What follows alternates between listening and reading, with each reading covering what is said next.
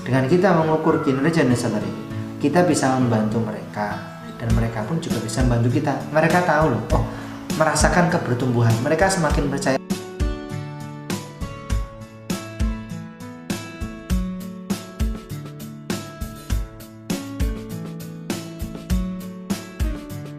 Bismillahirrahmanirrahim. Assalamualaikum warahmatullahi wabarakatuh. Alhamdulillahirrahmanirrahim. Wassalatu wassalamu ala asrafil anbiya wal mursalin wa ala alihi wa sahbihi ajma'in, amma ba'du. Sahabat-sahabat, teman-teman sejawat apoteker yang dimuliakan Allah, kali ini kita akan bicara tentang bagaimana mengukur keseimbangan kinerja dan salary. Pertanyaan ini banyak banget disampaikan. Bagaimana saya memperbaiki pola interaksi saya dengan karyawan? Saya nggak enak ngomongnya. Kenapa? Karena gajinya kecil sih.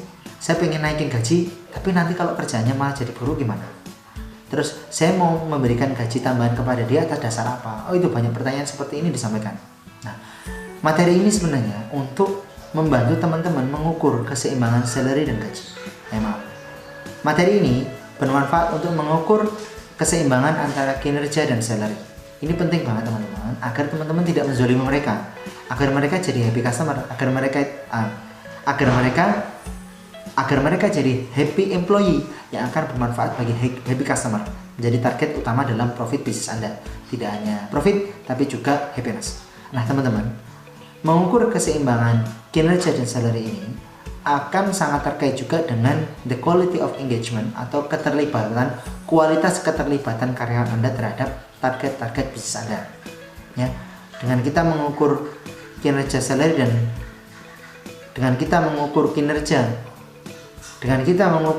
dan salary, kita bisa membantu mereka dan mereka pun juga bisa membantu kita. Mereka tahu loh, oh, merasakan kebertumbuhan. Mereka semakin percaya pada kita bahwa kita bekerja tidak memperbesar diri kita, tidak memperkaya diri kita, tidak untuk keperluan-keperluan pribadi kita, tapi kita sedang membesarkan organisasi. Kita sedang menumbuhkan orang-orang yang bersama dengan apotek kita menuju misi yang telah kita tetapkan berawal. Nah, ini yang sangat baik teman-teman.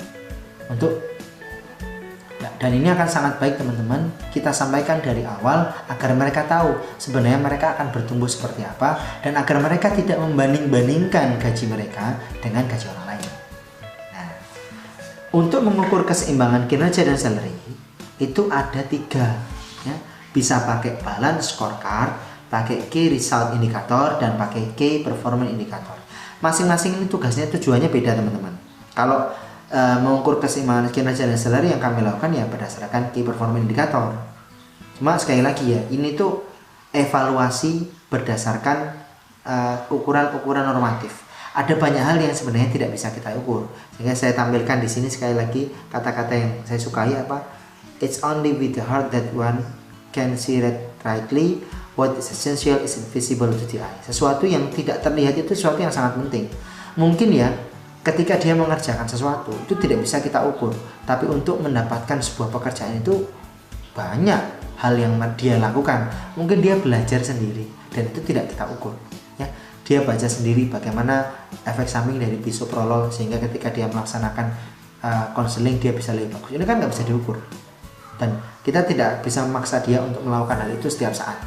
Tapi dia melakukan sesuatu pekerjaan yang meningkatkan kualitas pada upaya meningkatkan happy customer. Nah, ini sangat baik. Ada hal yang tidak bisa kita lihat, maka mengukur keseimbangan kinerja SDM dan salary ini tidak menjadi ukuran standar, tapi akan membantu kita agar kita seimbang. Ya, orang yang bagus kita kasih bagus, kalau orang yang malas-malasan ya kita kasih sesuai dengan apa yang harusnya dia dapatkan secara proporsional. Oke teman-teman, di awal saya mau sampaikan dulu ya, sebelum kita bicara tentang keseimbangan salary and gaji. Kenapa? Kinerja dan salary itu sangat terkait dengan tugas dan fungsi masing-masing. Apakah dia sebagai seorang teknisi, apakah seorang manajer, ataupun seorang entrepreneur. Maksud saya begini, orang teknisi ya, asisten apoteker, karyawan ya pasti gajinya lebih rendah, itu udah pasti. Kalau manajer ya pasti lebih tinggi. Entrepreneur pasti lebih gede lagi. Nah, fungsi teknisi, entrepreneur, dan manajer itu sebenarnya ada dalam apotek. Gimana bentuknya ini? Saya beri contoh. Apa tipe keputusan Anda saat kondisi seperti ini? Guys, toiletnya bisa dipakai nggak? Bisa, ember, air, gayung ada kok, cuma pintunya nggak bisa ditutup. Oh gitu. Kamu bisa antri di sini atau kamu bisa pergi ke gedung sebelah. Dia menyampaikan sebuah fakta. Orang ini menyampaikan sebuah fakta. Fakta bahwa toiletnya bisa dipakai, ember, air, gayung ada, cuma pintunya nggak bisa ditutup. Ini kekurangannya. Nah, dia menyampaikan fakta yang lain. Kamu bisa antri di sini kok, atau kamu bisa pergi ke gedung sebelah. Berarti orang pertama ini menyampaikan apa adanya. Orang yang kedua bicara tentang adanya apa. Atau kebalik. Adanya yang di sini ada tempat lain untuk Anda toilet. Nah, kalau kita bicara tentang sesuatu yang apa adanya sekarang, itu kita teknisi. Kita mengerjakan hal-hal yang sesuai dengan apa yang terjadi saat ini. Itu namanya teknisi. Dan itu yang kita jaga frameworknya terhadap karyawan-karyawan kita. Nah, kalau apoteker pendamping harusnya minimal dia udah bicara soal data yang bisa diambil. Adanya apa? Oh, ada di tempat lain, ada toilet di tempat lain yang bisa kita pakai. Oh, ada solusi yang lain. Nah, dia memiliki data-data tertentu yang bisa membantu pengambilan keputusan. Itu namanya manajer. Nah, kalau Anda pengen jadi seorang entrepreneur, yang Anda lakukan adalah apa yang bisa ada. Anda masuk saja ke situ. Ember ada, gayung ada, air ada. Pintunya nggak bisa ditutup. Ya udah, ditutup saja dari dalam, diganjel. Pakai ember, Anda bisa buang air kecil di situ. Nah, itu entrepreneur. Anda berpikir sesuatu yang memang jadi solusi, yang tidak dipikirkan oleh teknisi dan tidak dipikirkan oleh seorang manajer. Itu Anda entrepreneur, business owner. Kira-kira begitu. Nah, teman-teman, kondisi teknisi, manajer, entrepreneur itu harus kita pilah-pilah, kita pisahkan. Karena ini akan sangat terkait dengan job desk mereka, akan sangat terkait dengan quality of engagement, akan sangat terkait dengan kinerja dan salary mereka. Teknisi itu bekerja di masa sekarang. Dia menggunakan data-data di masa saat ini. Oh ya ada itu. Cuma saya pilih antri. Kenapa? Daripada saya harus bingung, pintunya rusak, ya sudah saya di sini saja. Terus kalau manajer, saya antri sih, tapi teman kalau kamu mau pakai ada tuh data di tempat lain. Berupa data bahwa informasi di tempatnya ada WC, Anda bisa pakai toilet di sana. Kalau Anda seorang entrepreneur, Anda bekerja di masa depan. Saya nggak mau antri nomor 3, kelamaan. Kalau saya harus jalan ke sana, aduh kelamaan juga. Saya mau pakai di sini. Caranya gimana? Saya masuk, saya tutup pintunya, saya ganjel pakai ember air. Kira-kira begitu. Nah, Anda harus pisahkan juga kuasa sistem, manager dan business owner. Kuasa sistem itu ada 5. Ada terkait dengan PPIC, terkait dengan finance, terkait dengan HR, terkait dengan marketing, terkait dengan operational. Ini yang harus teman-teman pisahkan. Kalau Anda seorang business owner, gaji Anda lebih gede, Anda itu melingkupi semuanya.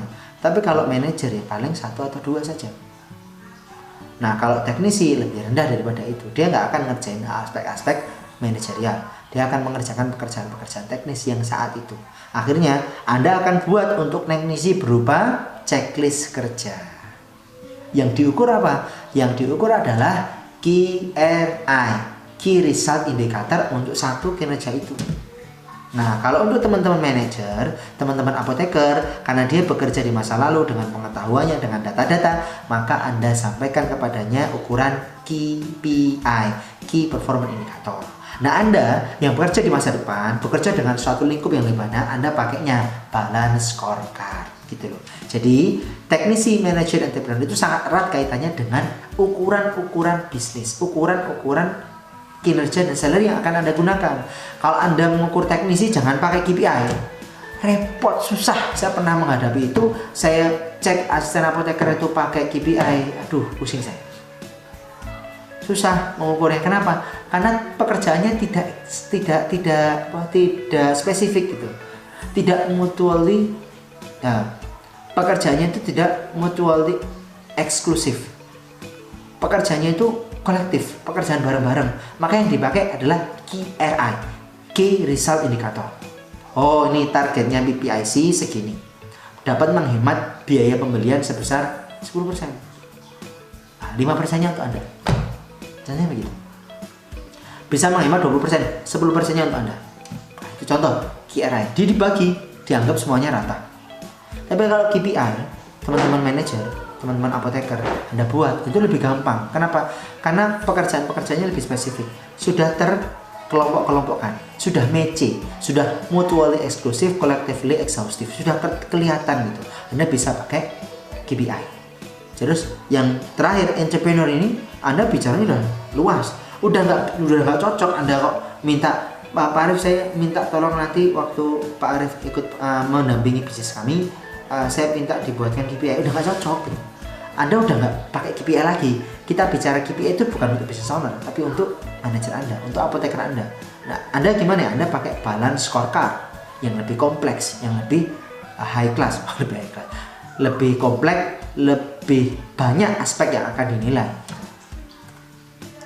Sekali lagi, kita mengukur keseimbangan. Karena kita mengukur keseimbangan, maka BSC ini untuk tipe-tipe entrepreneur seperti Anda, KRI untuk teman-teman teknisi yang ngerjain pekerjaan-pekerjaan teknis, KPI untuk teman-teman apoteker. Nah, saya akan memberikan contoh nanti untuk yang KPI. Yang KRI sebenarnya lebih gampang banget. Misalnya Anda berikan target, Anda berikan bonus. Udah gitu aja. Contoh, Anda pengen customer acquisition ya, sebesar 500 orang. Anda punya database 500 orang.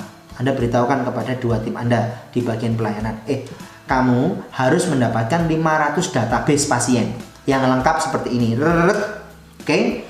Kalau kamu berhasil mengerjakan ini, saya kasih 500.000. Bagi dua. Gampang. Itu namanya KRI. Resultnya ada 500 orang, saya kasih kamu 500.000. Berarti customer acquisition-nya berapa? Rp1.000. Kan 500 database mendapatkan 500.000, berarti 500.000 dibagi 500 database, per database adalah Rp1.000. Itu yang Anda keluarkan. Gampang gitu. Tapi kalau manajer seperti apoteker mau pakai seperti itu, ya Anda yang rugi gitu loh. Ya, Anda pakainya KPI. Harus ada ukuran-ukuran yang jelas. Mana yang pekerjaan-pekerjaan berdampak, kira-kira begitu. Oke. Nah, manajer dan business owner, sekarang kita bicara soal apa dan api, atau bicara soal business owner dengan apa, apoteker pengelola. Kalau business owner, kita bicara tentang mana? Ya ini, manajemen strategik, perencanaan strategis secara berbangsa. Anda bicara tentang planning, organizing, action, supervisory, control, evaluation dalam aspek-aspek yang lebih sedikit. Anda planningnya lebih banyak, evaluasinya sedikit aja. Evaluasinya manajemen by Basiro tadi. Nah, kalau yang manajemen by di slide sebelumnya yang terkait dengan pengelolaan SDM, kan ada 2 macam evaluasi. Ada manajemen berdasarkan BSC, manajer berdasarkan dari BSC, walaupun BSC itu menjadi ukuran Anda, tapi kan Anda turunkan dalam pekerjaan-pekerjaan yang dikelola oleh manajerial. Anda bisa lihat, cek kembali yang job description-nya.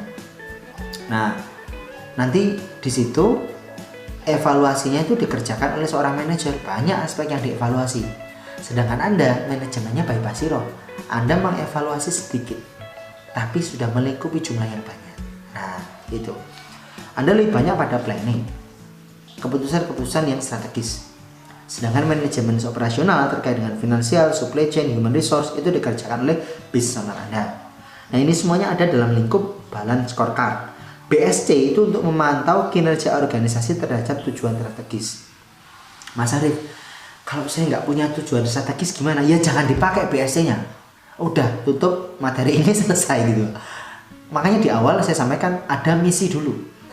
Anda kalau nggak punya misi, Anda nggak tahu tujuan strategisnya apa. Anda nggak punya visi, ya nggak tahu tujuan strategisnya apa.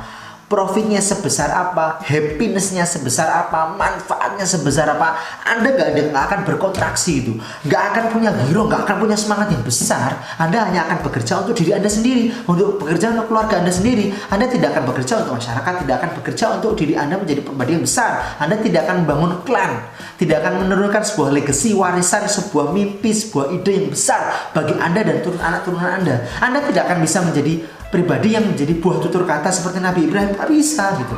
Kalau Anda menjadi pribadi yang besar, menjadi pribadi yang bermanfaat bagi orang banyak, ya harus punya misi, harus punya tujuan strategis. Oh, bagaimana? Apa alasan Anda dihadirkan di sana? Kenapa saya hadir sebagai seorang apoteker? Kenapa saya disumpah? Ya, kenapa saya mengerjakan seperti ini? Kalau cuma pekerjaan-pekerjaan rutin, ya Allah, sayang sekali itu. kita mati, nggak ada sesuatu apapun yang bisa kita turunkan kepada anak cucu kita. Kita lihat John F. Kennedy, semuanya itu terkait dengan bidang politik. Kita tahu misalnya Rockefeller, semua bidang-bidang ekonomi. Mereka itu punya klan-klan yang khusus yang mengerjakan pekerjaan-pekerjaan besar. Ada misalnya kalau orang-orang yang bahasa lama misalnya, nah itu kan mereka punya klan sendiri. Mereka pekerjaannya di bidang-bidang perdagangan. Ada martak bidang-bidang perdagangan. Mereka punya klan-klan sendiri. Ada orang-orang yang depannya itu atau belakangnya itu namanya Wijaya.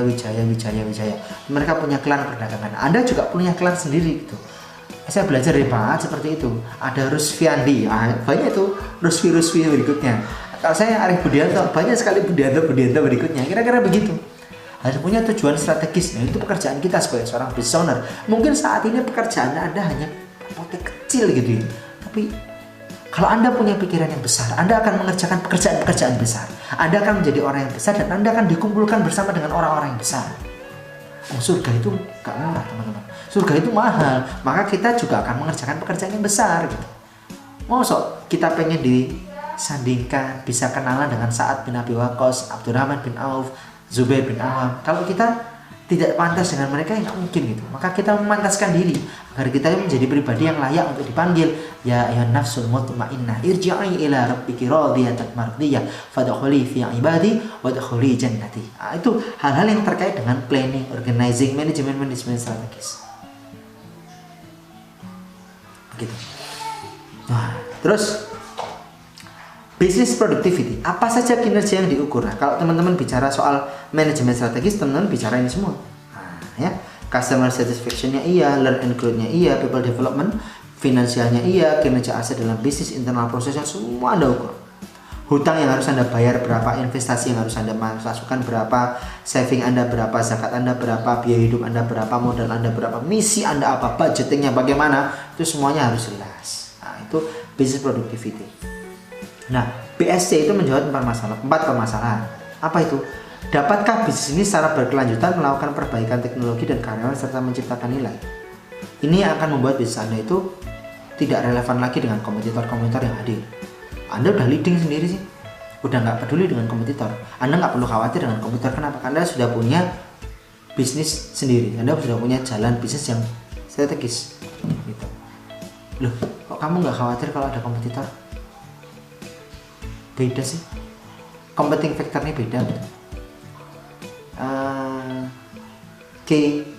Ada kan 12 competing factor, 12 case factor, 12, 5, 3, 1 instance of excellence, udah beda gitu. Karena beda ya, Anda tidak akan khawatir lagi. Anda sudah tahu kenapa harus ada kompetitor. Anda sudah tahu kan urgensinya apa. Anda sudah tahu bagaimana membangun surpetisi dibandingkan kompetisi. Anda sudah tidak relevan lagi dengan kompetitor yang ada. Anda sudah punya bisnis model yang baik. Nah, ini manfaatnya Anda mengukur business productivity. Anda mengukur balance scorecard. Lalu, apa yang dilakukan organisasi untuk menghasilkan produk yang lebih baik? Bagaimana pelanggan memandang hasil produk Anda? Apakah sesuai dengan yang diinginkan? Bagaimana upaya yang dilakukan untuk memberikan hasil yang terbaik kepada pemodal, kepada Anda, termasuk memberikan kesejahteraan lebih kepada karyawan Anda dari aspek finansial. Manfaat BSC dalam pengukuran kinerja, teman-teman.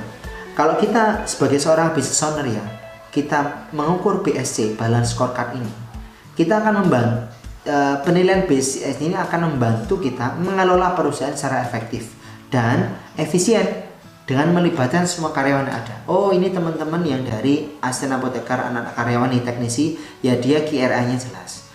Teman-teman apoteker, baik yang apoteker bekerja di tempat kita atau freelance sebagai konselor, dia sudah bekerja dengan KPI-nya, udah jelas gitu. Nah, itu akan membantu bagaimana kita mengelola masing-masing unit bisnis ini. Terus membantu pengambilan keputusan dalam hal promosi, retensi, PHK, mutasi. Oh, enak itu, enak itu. Mengidentifikasi pengembangan dan kebutuhan pelatihan karyawan. Oh, ternyata ini keuangannya kurang, berarti harus saya masukkan ke pelatihan keuangan. Menyediakan umpan balik bagi karyawan tentang tentang bagaimana atasan menilai kinerja mereka. Jangan-jangan kita menilai kinerja yang tidak seharusnya. Saya pernah mengalami ya, ketika saya ternyata menilai sesuatu yang tidak bisa diukur, atau menilai sesuatu atau mengukur sesuatu yang sulit dia capai, padahal dia mencapai sisi yang lain yang harusnya bisa saya ukur. Berarti saya harus mengganti nih. Sisi ukurannya itu bukan mengukur bidang yang ini, misalnya bidang pelayanan susah diukurnya, tapi saya mengukurnya bidang ini, bidang database-nya. Contohnya begitu. Saya tidak mengukur bagaimana cara dia berbicara dengan karyawan. Saya tidak mengukur bagaimana dia berbicara dengan customer, tapi saya mengukur bagaimana dia mendapatkan data. Nah, contohnya begitu. Menjadi dasar pemberian reward atau punishment. Komponen penting dalam perspektif scorecard adalah Anda harus punya tujuan dari penilaian tersebut, ada ukuran atau indikator, ada targetnya, ada inisiatif atau langkah upaya untuk perbaikannya. Keempat komponen itu diterjemahkan dan diarahkan oleh vision and strategy. Jadi sekali lagi, bicaranya soal misi lagi, bicara soal visi lagi, bicara soal manajemen strategi. Karena ini udah pekerjaan Anda ini seorang business owner, kelihatannya teoritis ya teman-teman, filosofis gitu ya. Tapi ini tuh yang akan dikerjakan oleh karyawan kita. Kalau mereka itu sampai nganggur, mereka itu pun kita bayar kok pekerjaannya nggak beres. Itu kenapa yang bermasalah? Yang bermasalah itu kita gitu. Karena kita itu nggak punya strategi, kita tuh nggak punya visi, kita nggak punya misi. Ya akhirnya ya udah, yang penting apotek jalan, ya jalan aja. Apotek jalan kok Pak, tapi saya public, saya smartphone, saya nonton Netflix, udah selesai Pak, pekerjaan selesai kok Pak. Gitu. Tapi kalau kita bekerja dengan visi, bekerja dengan misi, mereka melihat, oh ini pekerjaan yang besar. Walaupun apoteknya kecil, tapi dia punya mimpi yang besar. Dia mengerjakan pekerjaan-pekerjaan yang besar. Saya sadar memilih ada di sini, saya merasakan ada pertumbuhan di sini, dan saya tahu bahwa yang dibesarkan adalah organisasi, bukan Pak Arifnya. Gitu. Mereka akan engage kepada kita, insya Allah. Nah, contoh ini dari aspek finansial ya. Vision and strategy kita contoh begini. Kita pengen agar repeat order kita itu besar. Contohnya gitu. Dari aspek finansial akan kita tahu, oh repeat order besar itu dengan cara bagaimana, internal prosesnya apa yang harus kita perbaiki, learning and growth-nya apa, customer satisfaction-nya apa, ukurannya apa. Saya buat nih contoh begini. Repeat order yang besar dari sisi customer itu bisa diukur ya ketika mereka menukarkan kembali voucher. Saya buat voucher. Saya buat voucher untuk mengukur berapa jumlah customer yang menukarkan kembali vouchernya. Nah, voucher ini kan ada nilai diskon kan. Nilai diskon ini saya bandingkan dengan jumlah margin, berarti terkait dengan finansial saya. Oh, kalau ada orang beli lagi, margin saya turun 10%. Bisa terukur. Terus saya lihat, saya ada penurunan margin 10% nih. Dari mana? Akibat dari voucher yang telah saya keluarkan. Ya, saya mengeluarkan voucher untuk memperbaiki proses customer relationship saya. Customer relationship saya baik, harapan saya mereka repeat order nambah. Kenapa repeat order nambah? Saya ingin mencapai geometrical marketing seperti yang saya jelaskan di slide-nya Pak Laksita Utama Suhud. Oh, berarti ada kompensasi nih, penurunan margin 10%. Nah, saya pengen untungnya tetap besar, gimana caranya? Berarti kita perbaiki internal prosesnya. Kita cari fixed cost-nya mana, kita cari variable cost-nya mana. Kita kandangin satu persatu, kita bunuh itu cost killer untuk variable cost. Kita minimize. Kalau biasanya kita beli beberapa kali, kita perbaiki yuk, stok minimalnya kita perbaiki supaya kita nggak selalu order. Stok levelnya kita perbaiki, ada nggak habis barangnya. Nah, itu internal proses kita perbaiki. Akhirnya apa? Kita akan menurunkan biaya delivery, kita akan menurunkan biaya stok, kita akan menurunkan biaya man hour. Berarti margin kita naik. Kira-kira begitu. Revenue stream kita nambah. Kenapa? Karena pasiennya jadi lebih cepat mendapatkan obatnya. Karena karyawan kita jadi lebih mudah untuk melaksanakan pekerjaan-pekerjaan teknis yang lain. Nah, itu contoh dari internal proses. Nah, untuk menjamin internal proses ini, berarti apa yang harus kita perbaiki? Learning and growth, people and development harus kita perbaiki. Sekarang gini contohnya. Waktu mereka melaksanakan PPIC, melakukan stock opnam, melakukan cek parsial harian, cek defekta barang kosong sudah minimal. Nah, kita ajari bagaimana dia melakukan iklan di Facebook. Kita ajari bagaimana mereka melakukan interaksi dinamika yang lebih bagus di Facebook, di WhatsApp. Itu berarti belajar learning and growth. Begitu, muter ya. Jadi dari customernya dulu apa, yang kita inginkan, finansialnya apa. Atau kita bisa balik juga dari finansialnya kita pengen apa sih, lalu kita balik ke customer, kita balik ke learning and growth, kita balik ke internal proses, begitu seterusnya, dari manapun bisa. Saya pengen perbaikan learning and growth. Misalnya teman-teman sekarang belajar, saya mau perbaiki mana ya, customer dulu atau internal proses dulu atau finansial dulu, bisa semuanya gitu. Nah, semuanya akan berputar teman-teman. Sekali lagi, goal versus KPI versus orang. Goal bisnisnya apa, itu diukur di bisnis atau balance scorecard, ya, BSC, balance scorecard. Goal bisnis itu berarti misi bisnis Anda. Profit and happiness seperti apa Anda definisikan. Anda happiness kalau saya merasa profit and happiness kalau jumlah pasien yang mendapatkan manfaat dari pelayanan apotek saya adalah 6.000 orang. Oke, definisikan itu. Ya. Tugas bagiannya apa? Key result ya teman-teman, berarti Anda untuk mendapatkan 6.000 orang itu berarti mereka rata-rata beli ya sekali atau rata-rata hariannya 200 orang. Berarti kamu harus mendapatkan oke lah 600 orang atau 800 orang database baru. Bisa? Bisa. Kamu dapat 800 orang, kamu saya kasih 1 juta. Berarti satu orangnya harganya cuma 2.500 atau 1.250. Oke, kasih kita. Dia dapat database yang bagus, Anda follow up supaya mereka masuk ke Apotek NH untuk melakukan repeat order tambahan. KRI. Lalu KPI-nya, ini Dea, Intan, Novi, Anissa, Anda harus melayani pelanggan sebanyak 20 orang per hari. KPI. Contohnya begitu. Tadi kita sudah cerita ya, kita sudah belajar bahwa dari goal bisnis itu kita bicara tentang business scorecard, KRI, itu tugas bagian, tugas perorangan, KPI. Nah, kembali lagi pada business productivity. Sekarang kita bicara tentang ukuran balance scorecard. Ini ya, ini lebih detail teman-teman. Kalau kita bicara tentang finansial, ya di sini bicara tentang customer, bicara tentang bisnis proses, bicara tentang people development, kita akan tahu ada dari masing-masing itu aspek-aspek yang memang bisa dikerjakan dalam kondisi rutin. Artinya mau siapapun pasti mengerjakan, mau apoteker, mau asisten apoteker yang ngerjain kayak nyapu. Itu kan terkait dengan higienis, terkait dengan pekerjaan, terkait dengan kualitas barang yang terdeliver customer. Oh ini barang diambil, wah banyak debunya kan jelek. Jadi debunya harus bagus, harus bersih, harus produknya harus bagus, debunya harus bersih. Itu bagian dari pekerjaan-pekerjaan rutin, job to be done. Memang seharusnya seperti itu. Barang diterima oleh pasien ya bersih. Merchandising-nya atau penataannya harus pas, kira-kira begitu. Terus nilai tambah valuable dari semuanya ini, pekerjaan-pekerjaan bernilai tambah mana, lalu kita cek mana yang di pekerjaan bernilai tambah itu mana yang dapat diukur ya, karena tidak semua pekerjaan yang bernilai tambah itu bisa diukur gitu.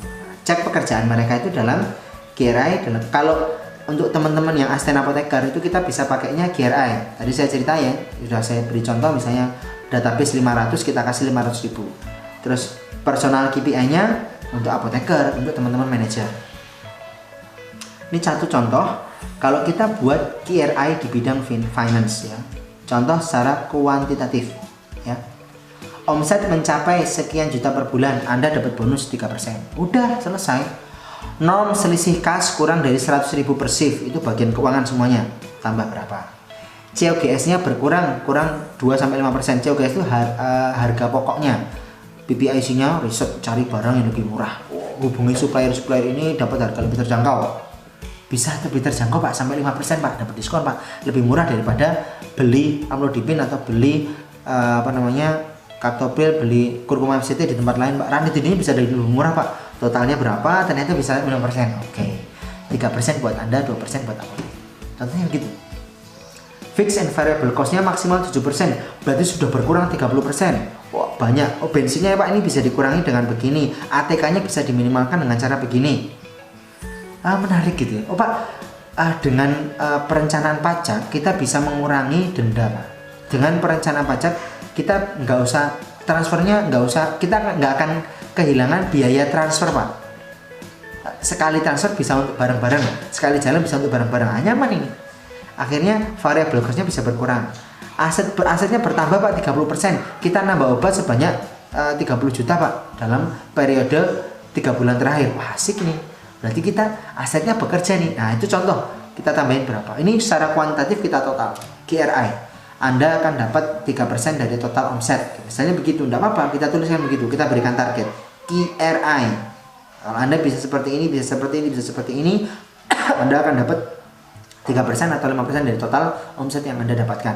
Oh, asik-asik. Terus kualitatif, laporan keuangannya itu tercatat rapi, dilaporkan per tanggal 10, pajak telah terbayar. Terus evaluasi dan rencana perbaikannya dilaporkan kepada dia, kepada apoteker pendamping, dilaporkan kepada saya sebagai business owner.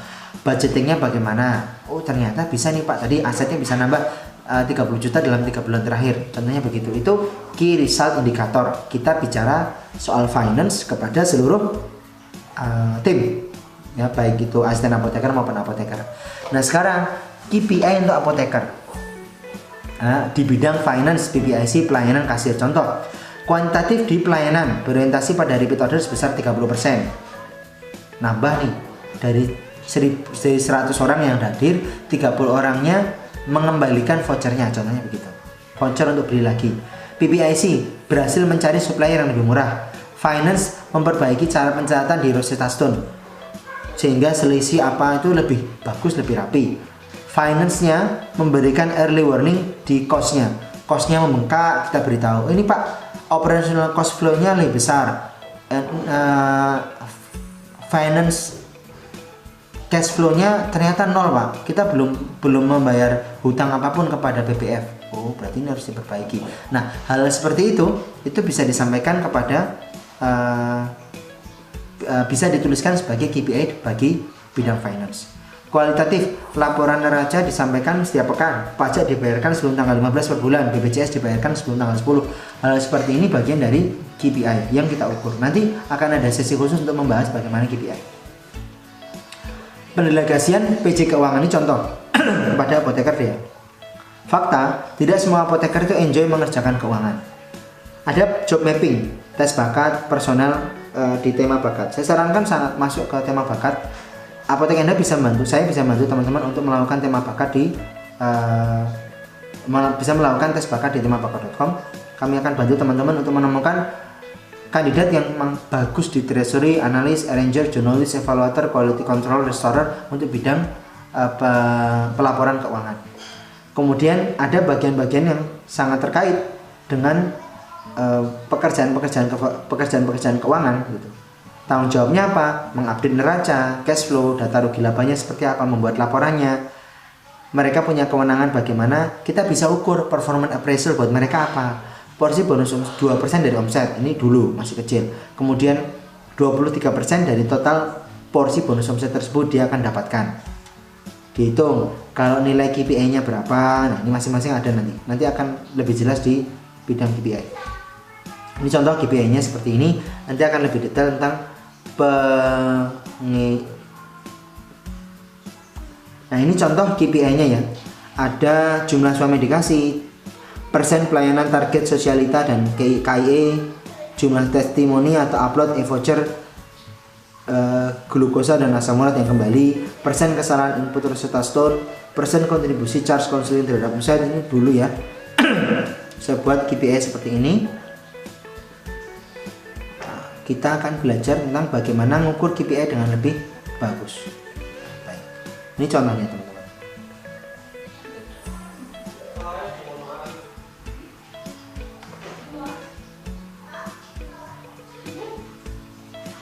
Nah, ini contoh. Pertama tentang tadi kita di sini kita bicara soal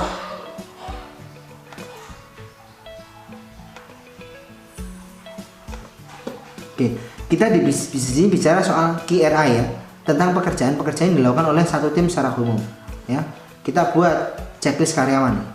Checklist karyawan, misalnya ini ada ada karyawan saya namanya Tias. Saya beri tugas-tugas ini. Tugas-tugasnya seperti ini. Saya detailkan satu persatu aktivitasnya apa, tanggal ini. Mereka akan mengerjakan. Kalau mereka mengerjakan berarti dikerjakan V. Kalau mereka tidak mengerjakan berarti memang misalnya Pak, hari ini memang tidak ada barang numpuk Pak, berarti minus. Oke, emang nggak ada pekerjaan gitu. Tapi kalau dia nggak sempet, Pak saya nggak sempet update Pak, berarti 0 gitu. Kira-kira begitu. Kalau mereka mengerjakan 0, Kalau mereka tidak sempat mengerjakan O, kalau mereka memang tidak mengerjakan V. Nah, nanti akan ketahuan, oh ini ternyata V, ini ternyata V juga, oh ini ada 0. Waduh, banyak banget nolnya, misalnya gitu ya. Berarti kalau terlalu banyak nolnya apa? Ada dua kemungkinan. Bisa dia itu pekerjaannya nggak dikerjain, bisa dia mengerjakan pekerjaan-pekerjaan yang tidak terukur, yang tidak tidak terukur, tidak Anda buat gitu loh. Kita wawancara, berarti checklistnya nanti diperbaiki. Pekerjaan-pekerjaan Anda kita tulis di sini agar terpantau pekerjaan Anda apa. Kita tambahkan di sini, mungkin ada dia punya pekerjaan mengumpulkan database yang belum ditulis gitu. Ini dikerjakan, padahal sebelumnya belum kita ukur. Nah, ini bisa kita ukur. Kita berikan, oke, satu tim Anda di pelayanan, Tias sama Muti, Anda mengerjakan pelayanan mengumpulkan 500 database. Nah, Anda kalau bisa mengerjakan itu, Anda saya beri tambahan 500.000, berarti per orang 250.000. Atau yang satu dapat 300, yang satu dapat 200, berarti masing-masing 300.000 dan 200.000. Contohnya begitu. Kita buat detail pekerjaannya begini. Ini untuk KRI, Key Result Indicator. Sekarang untuk KPI, gimana KPI? KPI di sini teman-teman. Misalnya dia, ini apoteker Menhape, bulan September 2019. Area kerjanya, kita bagi pekerjaan-pekerjaan, ada 2 area kerja utama. Apa itu? Di pelayanan dan customer service. Tahunya dari mana? Tahunya dari sini. Dari ketika mengerjakan dinamika SDM. Ya, dinamika SDM di sini kan ada pekerjaan dia di sini, ya. Pekerjaan dia memang di bidang keuangan dan bagian pelayanan. Muncul di sini. Bagian keuangan dan bagian pelayanan. Demand power planning, dah ketahuan ya. Sekarang dia ngerjain apa nih? Premium KPI. Oke, pelayanan dan customer service. Ada rataan IC terdokumentasi per pasien, bobotnya berapa kita tulis. Pekerjaannya dulu kita tulis rataan IC inform consent terdokumentasi per pasien per hari. Rataan jumlah kombinasi obat per pasien per hari. Rataan penerima informasi bertema per hari. Rataan nomor HP pelanggan di luar IC per bulan. Jumlah suggestion system of quality cost delivery bagi apotek per bulan. Rataan charge counseling per pasien per bulan itu untuk finance. Rataan besaran transaksi per pasien per bulan. Laporan 3 Sipnap, hitung pajak bulanan berjalan, bayar pajak bulan lalu, dan identifikasi selisih keuangan. Kita buat masing-masing bobotnya. Bobot IC paling besar 25. Jumlah kombinasinya 15. Penerima informasi per hari 10. Jumlah SS-nya belum dikerjain, masih bingung, ya udah saya beri 0 dulu. Terus rataan nomor HP-nya saya beri 10. Rataan charge counselingnya 15, besaran transaksinya 11, laporan Sipnap pilih 10. Ini bisa misalnya, oh ini sebenarnya rataan kombinasi ini udah bisa 3 Pak Arif, rata-rata udah 3. Ini saya beri 10, ini bisa 10. Ya, terus di sini saya beri 5. Nah, begini. Ini udah bisa nih totalnya. Cuma ini jadi lebih rendah. Nah, kenapa lebih rendah? Kalau lebih rendah begini, kan nilai bonus omsetnya jadi lebih rendah. Sebab di sini ya, ketika kita bicara soal, nah di sini performance appraisal ini, kan kita bicara tentang jumlah nilai. Berapa KPI-nya? Tadi kalau nilainya 90 ya cuma dapat 50% dari KPI. Tapi kalau di atas 95 dapatnya 75%. Oke, dia boleh nego. Akhirnya dia nego. Pak Arif, sebenarnya kemarin itu untuk SS quality ini nggak terlalu banyak loh Pak Arif. Kalau nilainya cuma 5 jelek Pak Arif, ini harusnya nilai lebih gede. Atau sebenarnya jumlah kombinasi ini saya susah payah mengajak pasien untuk menggunakan 3 kombinasi obat, sehingga saya untuk kalau kurang dari 3 kombinasinya saya susah untuk melakukan charge counseling Pak Arif. Yaudah, ini saya beri 0, ini saya beri 15. Dapatnya lebih gede, akhirnya udah dapat 100%. Gitu. Kalau ini tadi misalnya yang ini dapatnya 90, berarti cuma dapat 75%. Nilainya kan 90. Tapi kalau dapatnya itu dapatnya cuma 75% ya. Tapi kalau 95 lebih ini dapatnya dia 100% gitu loh. Contohnya begitu. Dari si apoteker dia bisa nego ke saya. Targetnya saya tulis di sini, targetnya berapa? Berapa pieces? Berapa jumlah orangnya? Berapa jumlah nomor HP-nya, berapa jumlah kuponnya, berapa jumlah rupiah cas konselingnya, rata-rata 5.000 Pak Arif. Itu ternyata udah bisa di atas ini, karena ini sudah lebih, udah banyak yang 7 ribuan, ada yang 10 ribuan gitu.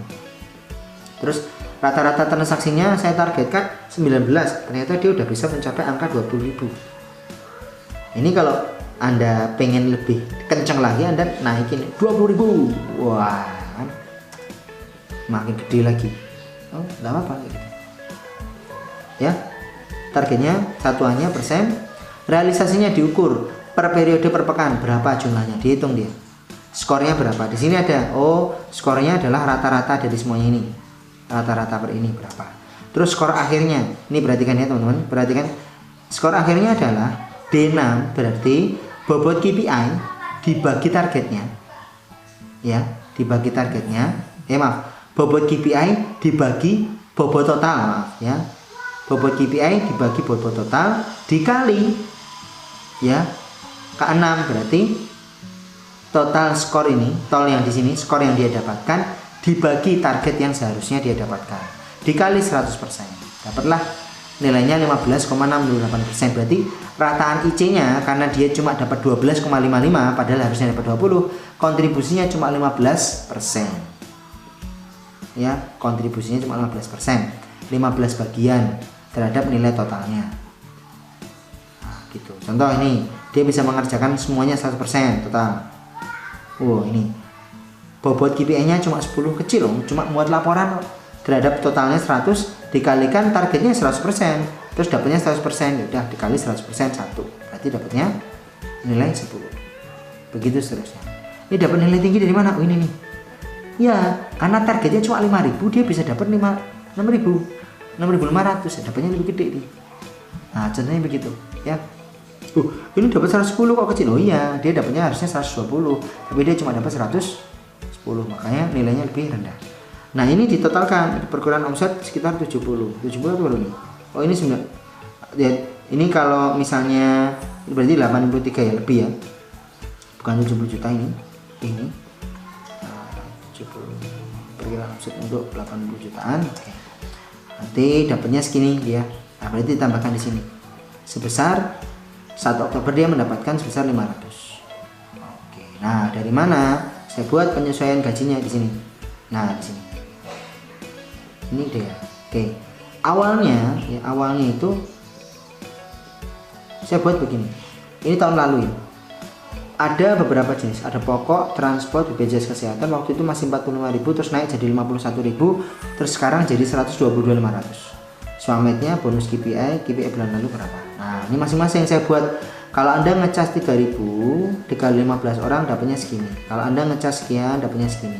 Kalau Anda ngecas 4.000 orang 2.000 dapatnya segini. Dapatnya segini. Nah, udah nilai-nilai seperti ini, angka 110 itu bisa didapatkan dengan 9 IC yang dicas 9.000 atau 9.000 kali 9 kali 26 sama dengan 1.170.000. Dapatnya segini. Anda gajinya lebih gede. Waktu itu gajinya dia tahun Oktober 2000 Agustus September 2018 itu masih 1,8 1,9 gitu. Nah dengan menerapkan KPI saya sampaikan pada dia bahwa dia dapat bertumbuh, nilainya lebih gede, bahkan dia bisa dapat nilai lebih besar. Realisasinya kita lihat ya, dari bulan September 2016 itu dapatnya hanya sekitar 1,8, di bulan realisasi ini Oktober ini dia dapat 2,7, berikutnya dia dapat 2,8, naik gitu loh. Dia berarti bertumbuh, berarti ini bagus ya. Iya. Terus saya bandingkan waktu itu ada peraturan PDIAI, PDI Jawa Tengah ada peraturan begini, UMK-nya 1,5 UMK. Jadi kalau berdasarkan PDIAI Jateng itu dapatnya segini ya. Jasa praktik kefarmasiannya dapatnya segini. Jadi totalnya adalah sekitar 5.200.000. Waduh, gede banget ya. Saya nggak mampu. Saya bilang ke dia, kalau saya mau gaji Anda dengan nilai segini, Dea, Anissa, Intan, saya nggak bisa. Nggak bisa gitu. Bukan nggak mau, tapi nggak bisa karena nggak ada uangnya. Terus kalau NH mau pakai caranya paling segini nih. Segini nilainya nih ya. Dapat nih ke totalnya segini, jasa PO-nya segini. Nah, apotek mitra saya yang omsetnya itu 3 atau 4 kali lipat daripada saya sampaikan nih, di tempatnya Mbak ini dapatnya segini dia. Ini kalau dia mau pakai menggunakan standar dari PDII Jawa Tengah, ya dapatnya segini. Aku itu lebih gede 1 juta dibandingkan apotek yang omsetnya aja 3 kali lipat dari apotek saya. Maka saya bilang saya nggak kuat juga untuk seperti PDII Jawa Tengah, saya nggak kuat untuk membuat NH seperti PDII Jawa Tengah, saya nggak kuat. Saya bilang ke dia, saya mau minta ya untuk dibuat dengan versi SOP gaji dan remunerasi di apotek NH. Anda akan dapat segini, gimana?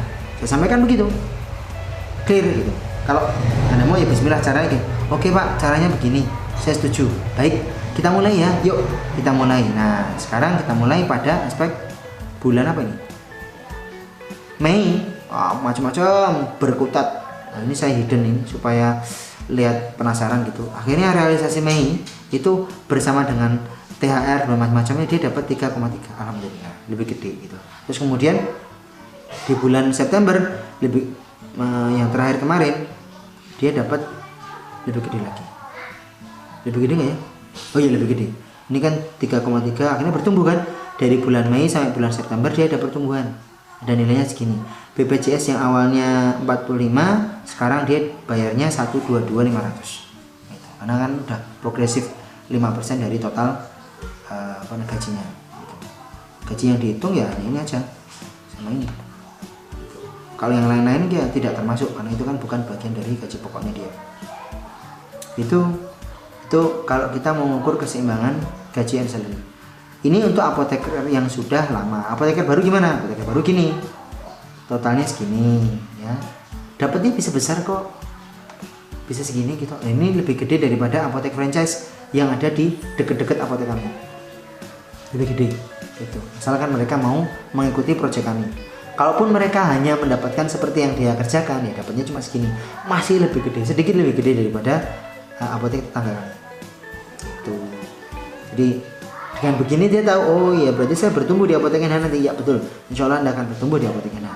Oke, jadi sepakat ya. Nah, kira-kira begitu. Itu terkait dengan performance indikator. Semoga yang sedikit ini manfaat. Dan kalau teman-teman sahabat, semoga yang sedikit bermanfaat. Semoga yang sedikit ini bermanfaat bagi sahabat-sahabat sejawat teman-teman semuanya. Dan bila teman-teman ingin mendapatkan pendampingan lebih banyak, lebih detail, lebih personal, teman-teman bisa mengikuti mentoring. Dengan senang hati kami akan membantu teman-teman. Terima kasih. Assalamualaikum warahmatullahi wabarakatuh.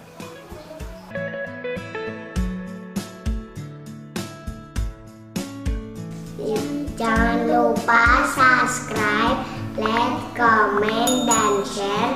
Jangan lupa tombol loncengnya agar bisa ikut video selanjutnya.